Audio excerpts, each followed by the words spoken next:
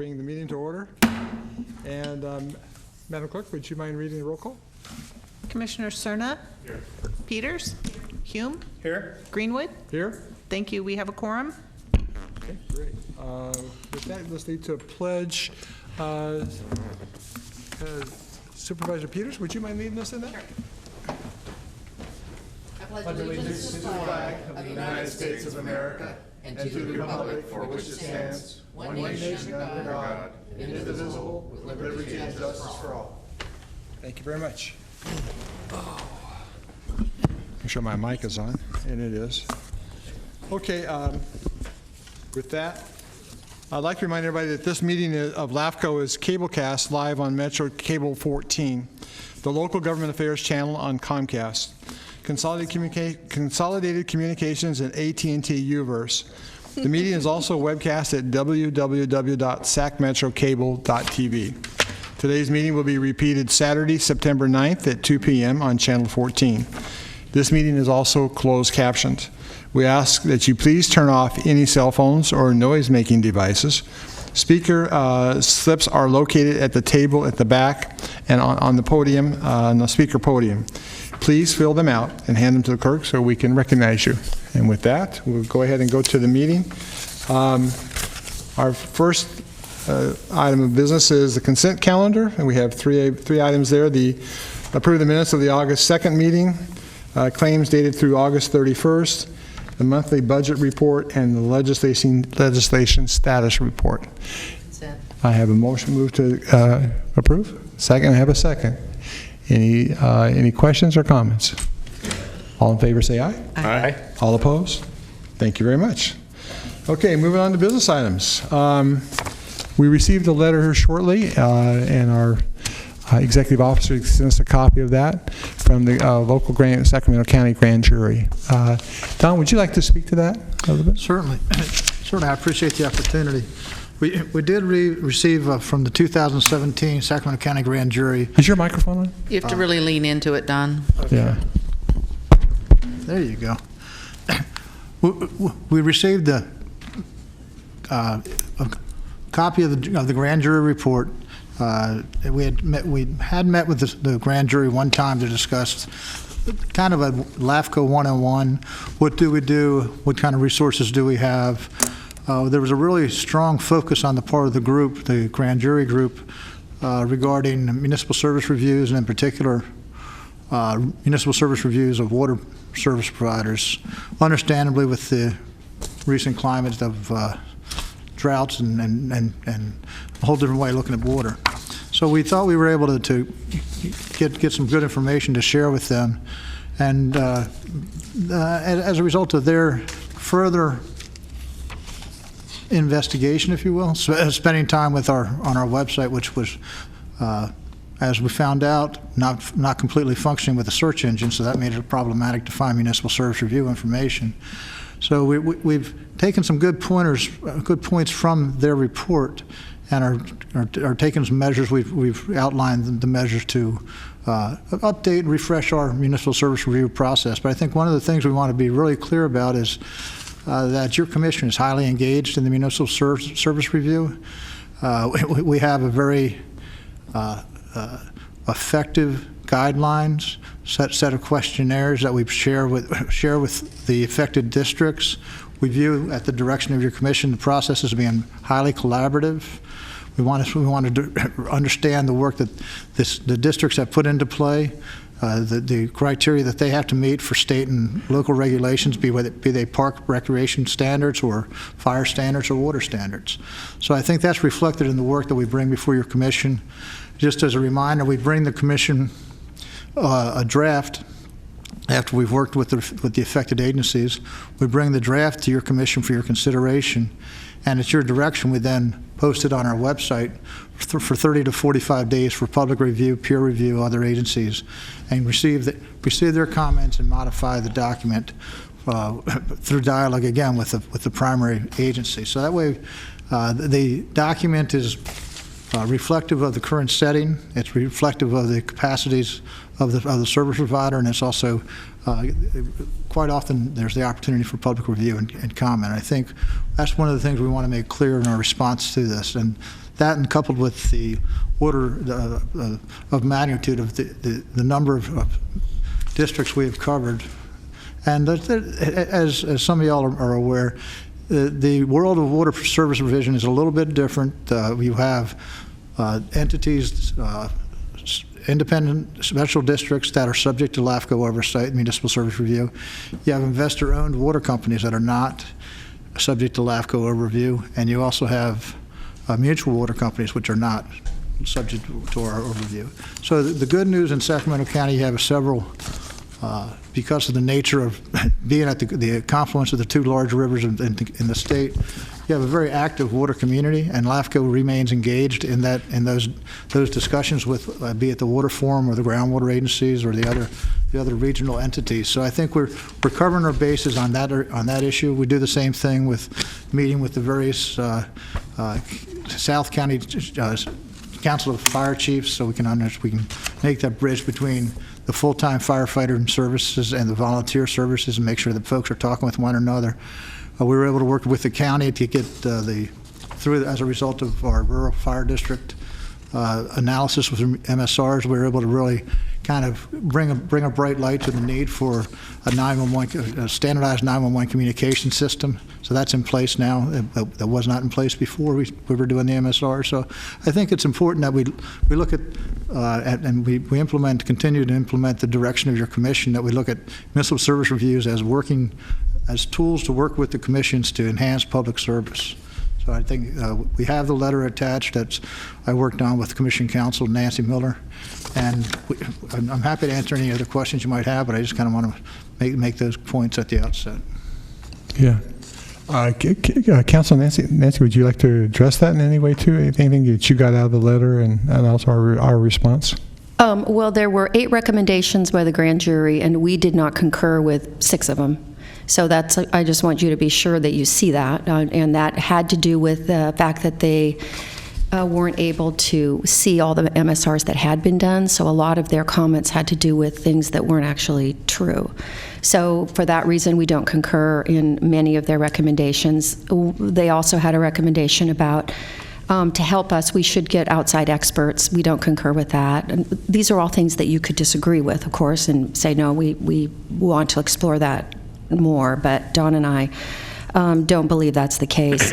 At the very end, there are a few that you might want to, we don't have a strong feeling one way or the other. One was whether or not we should have an annual work plan, and we said we would agree with that and we would implement that. So annually you could see that there was a work plan. We thought that that was a legitimate recommendation.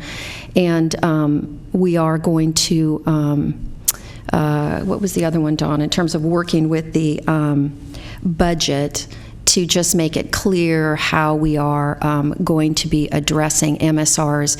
We take the position that we don't do MSRs and we don't use the budget for MSRs until we basically have a sphere of influence come up, and then we look at it unless there's a service issue. We don't automatically do an update every 5 years, and I don't believe one is required. It's just as necessary. So when we have service issues, we will do an MSR. When we have a sphere, we will do an MSR.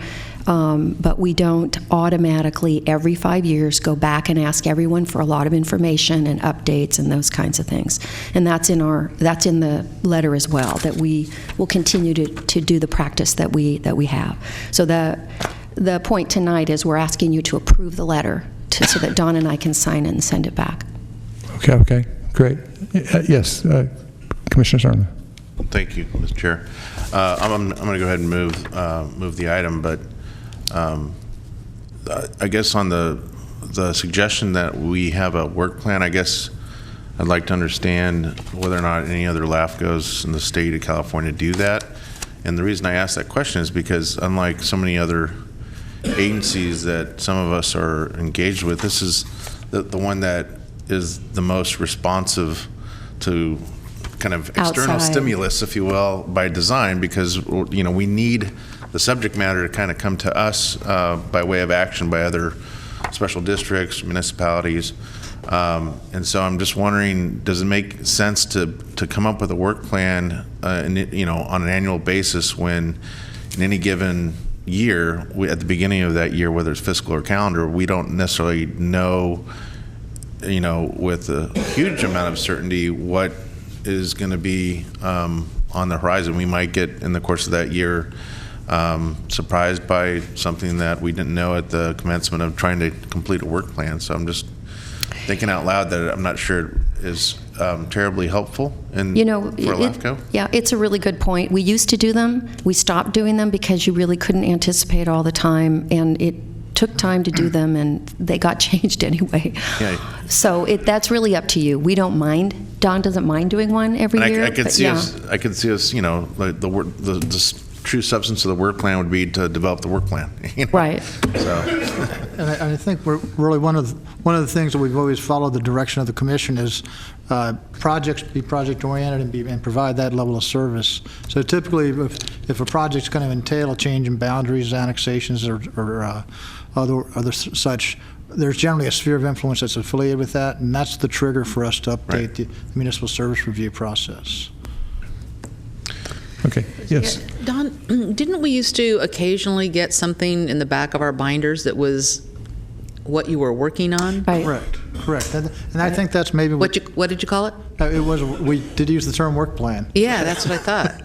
And that was helpful in the sense that you could kind of have a little bit of a roadmap of where we've been, what kind of projects have we been through in the last year, and then what was near term and what we anticipate. That's one of the things I think we gave you all with the final budget, a little bit of what we anticipate to be some projects coming forward. They are reliant on externals. They're reliant on the landowners. They're reliant on the local government land use decision makers or special district boards. So we have them, and we work very closely with staff of these agencies, so we can kind of tailor them up to be ready when the application, or when there is time for an application.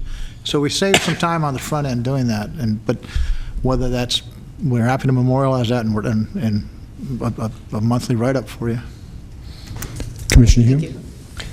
Thank you, Chair. First of all, Don, I'm glad to hear that primarily this was a computer problem and not necessarily a true work plan problem.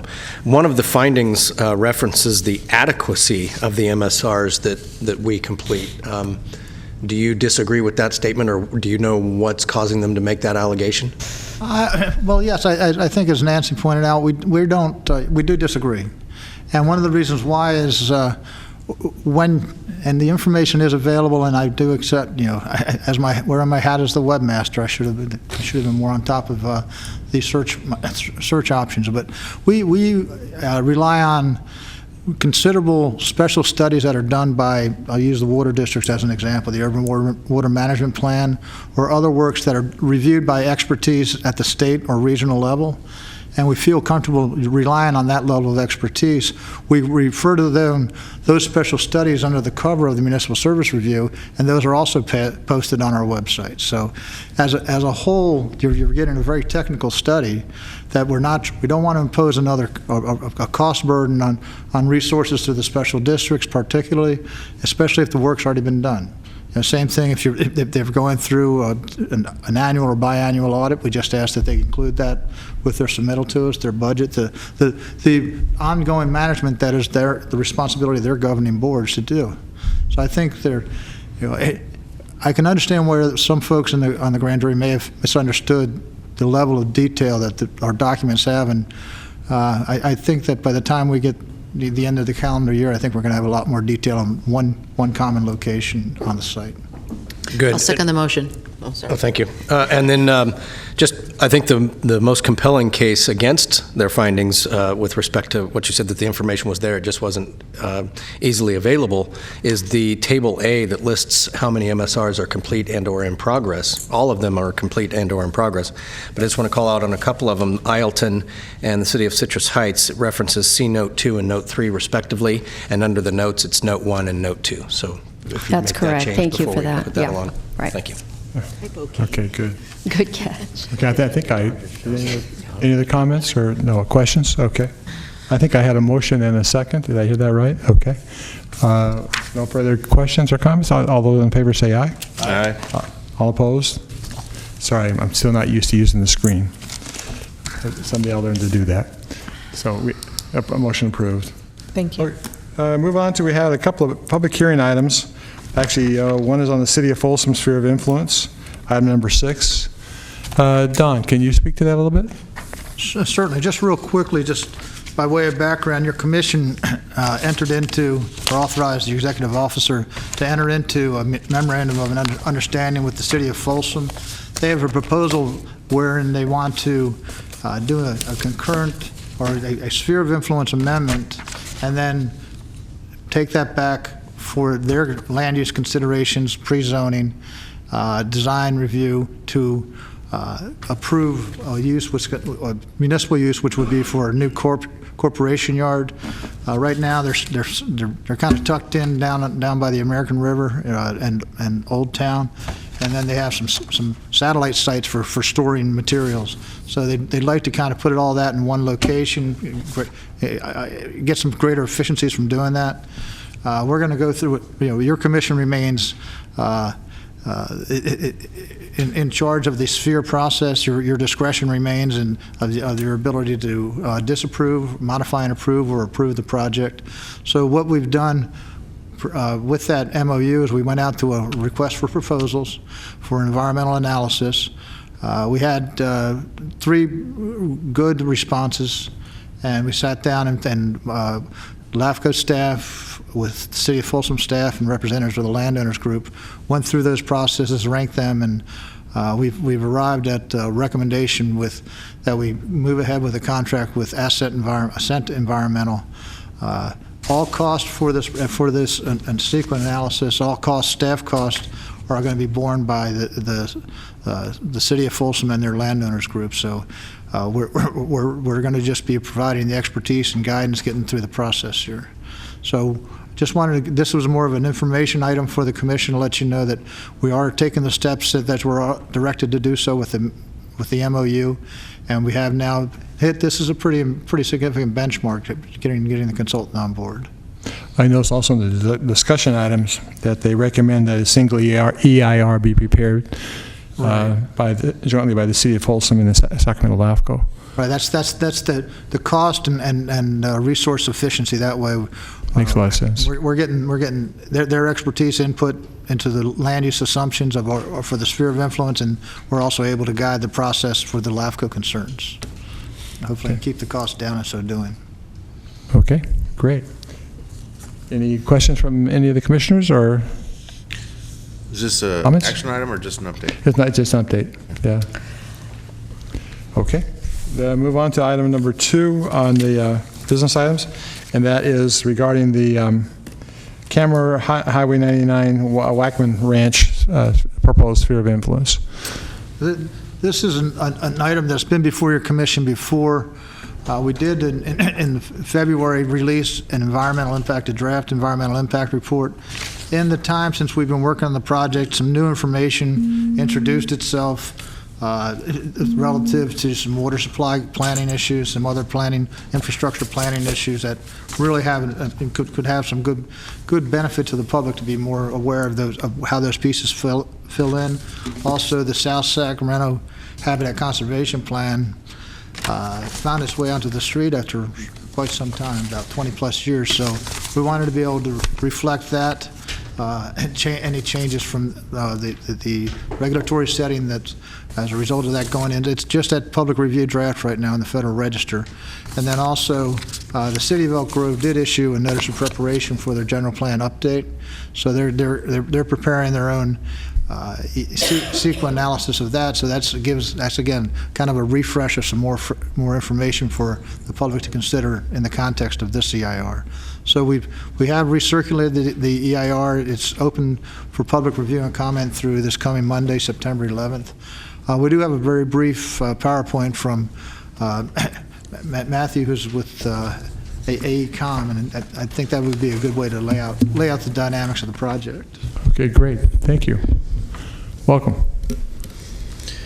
Hello, Mr. Chair, members of the commission, the commissioners. I'm Matthew Gerken from AECom. I have a very, very short presentation. I promise that I understand is preloaded on the screen, although I'm not currently seeing it. Cable, can we have the PowerPoint, please?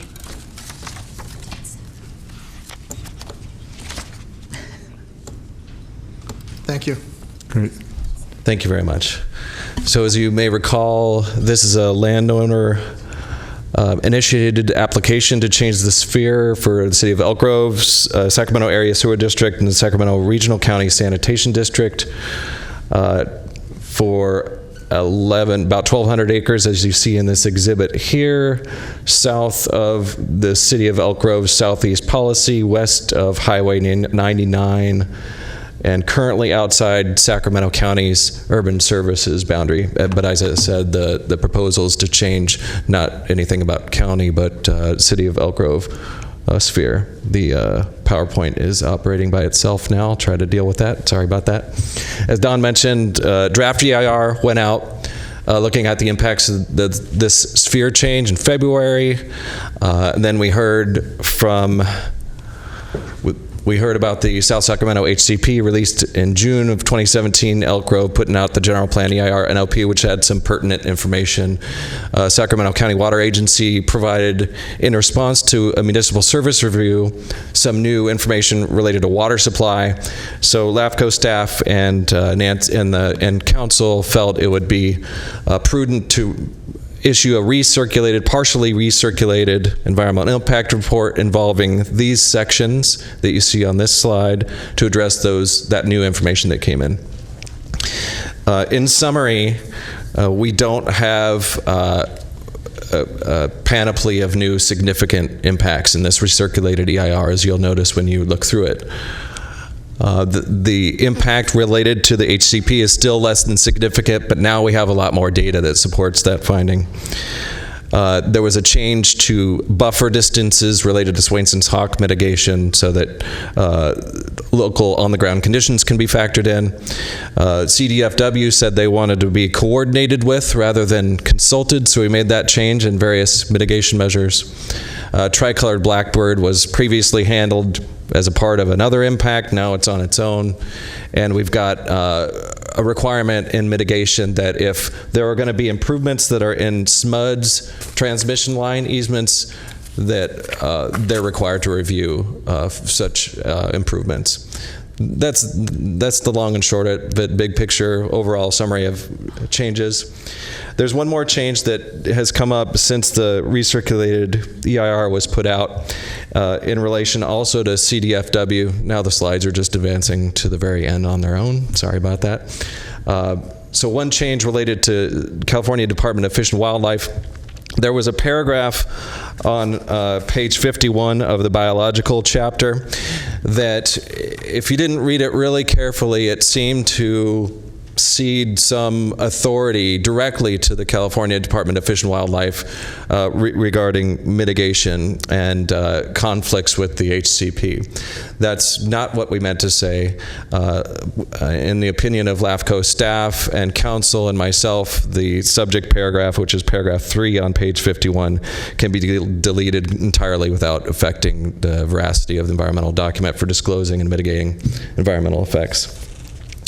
The next steps are receive your input, comments if you have, additional public input from tonight if people want to offer verbal input, and then anything in writing by Monday to Dawn using the contact information that is displayed on this slide.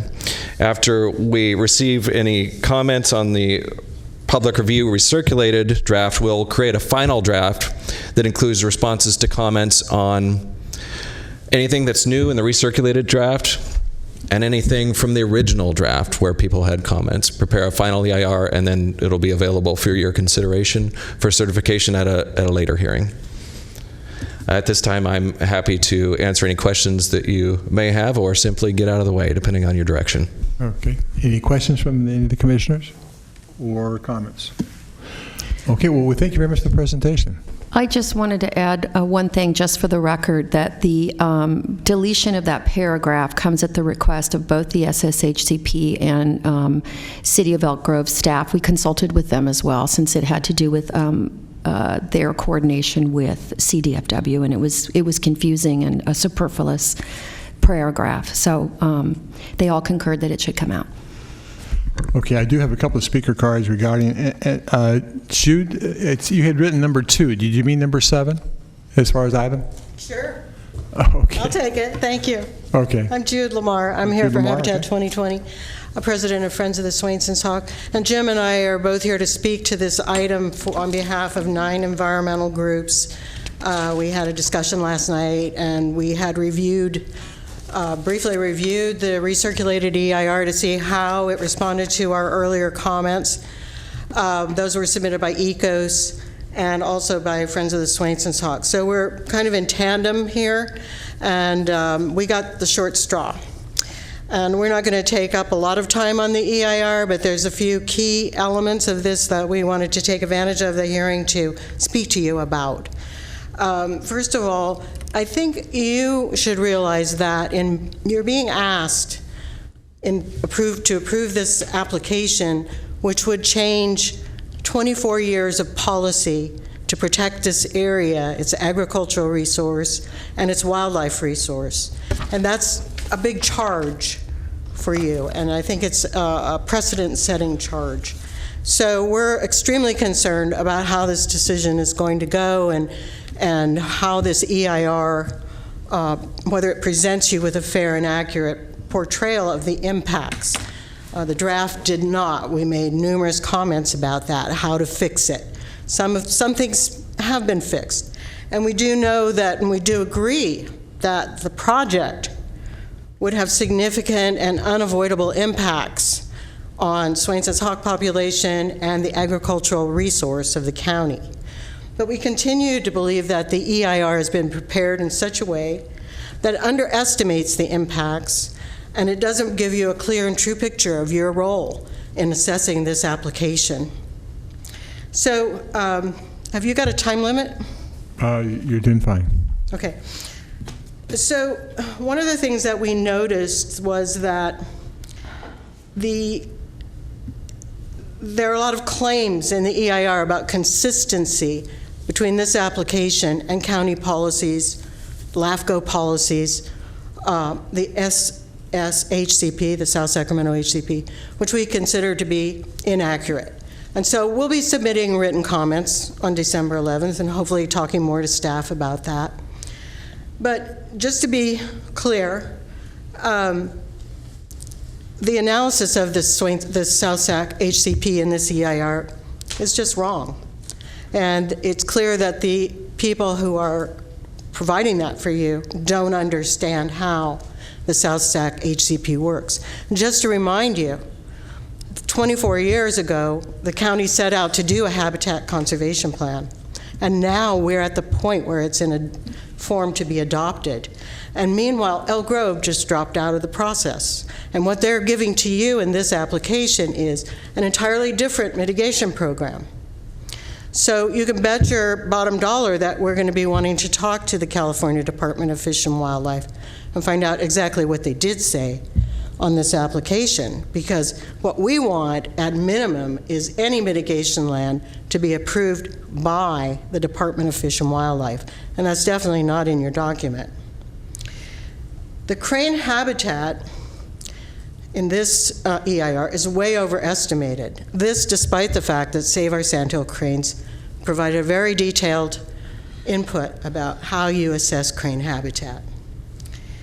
So at the end of the game, then, the feasibility and the appropriateness of the mitigation recommended in the EIR is going to be lacking because it doesn't take into consideration how limited the choices are for mitigation land and how much competition there is for that land. And we will dialogue with staff about that. On the water side, there's very vague assurances here that there's no problem, nothing to look at, and no real, nothing really new to add. The positive view is very exaggerated, and it's really not justified by any expertise. So we continue to ask, where does the water come from? Excuse me, I just want to know you have about 30 seconds left. Okay. So while we agree that the EIR does disclose that there are significant and important and unavoidable impacts that you should think about very hard, we think it is also quite flawed, and we want to keep working on it. We want to keep giving input. Thank you. Great, thank you for your comments. Okay, we also have a Jim, Packle? Paschal. Okay, I'm not sure if I pronounced it right. Thank you. Good evening, ladies and gentlemen. My name's Jim Paschal, also appearing on behalf of Friends of Swenson Hawk. Jude is kindly passing out to you a Google map 2016 of at least a part of the Elk Grove area. The boundary of Elk Grove is designated in the by the red line, and if you look within that boundary, you will see within the city of Elk Grove a whole lot of empty fields. These empty fields have been zoned for development. In some cases, there are projects already approved. They just haven't happened. Actually, Elk Grove was last here, 3 years ago, something like that. We drove around there. Not a lot has changed. There are still 2,000 to 3,000 acres of open land within the city of Elk Grove designated for new development that has not developed. Even the EIR says that there is enough land within the city to accommodate new development over the next 10 to 15 years. This SOI is not needed. And we just don't need to look at Elk Grove. You're a regional agency. You need to consider what else is happening in the region in terms of development. Immediately northwest of Elk Grove is Delta Shores. That's about roughly 1,000 acres or so of vacant land within the city of Sacramento that is currently being developed, but a whole lot of it still remains undeveloped. You look to the northeast, and immediately at the northeast boundary of the city of Elk Grove is the county's Florin Vineyard Community Plan Area. Again, thousands of acres designated for new development, planned for new development. It hasn't happened yet. Looking at it from a regional perspective, there is a whole lot of build-out that needs to take place in South County and Elk Grove before you should consider expanding Elk Grove's SOI. Your job is to assure orderly development, prevent leapfrog development. There's been enough leapfrog development in the county already. We don't need that. Let's fill in what is already designated for new development before we start considering a new SOI in this part of the county. Thank you very much. Thank you very much. Any questions for any of the speakers or comments? Okay. Thank you both for your comments. We appreciate that very much. Are there any other cards? I gather that's not. That's it. Thank you. Okay, that pretty much concludes our the public hearing items. Executive officer, any questions or comments for the council or executive officer? Just wanted to make a quick announcement to remind the public that the selection procedure, the nomination selection procedure for the special districts, both the special district seat and the alternate seat, is open until next Friday, a week from Friday, September 15th. So it has to, and the nomination has to come from the board of the district. So just to let folks know it's out there. Okay, thank you very much. Commissioner Ashby. Sure, thank you. Just turn off. I just wanted to, on that front, say thank you to you, Mr. Lockhart, for coming to talk to me about the statewide position, and I also wanted to thank my colleagues on this board for giving me an opportunity to look into it. It does look like a nice opportunity. However, I feel right now we are very well represented. Ms. Jones is the incoming president of that board and will be next year, so perhaps we would want to look at having somebody on our commission step in when she's done in that role. It might be a good idea, but right now I think we're well represented, so thank you again for the opportunity and for filling me in, and to all of you for giving me an opportunity to take a look at it. Thank you. I hope you won't give up, but maybe later on. Any other comments or, okay. With that, I guess since you have no more business, we'll adjourn now, and thank you all very much.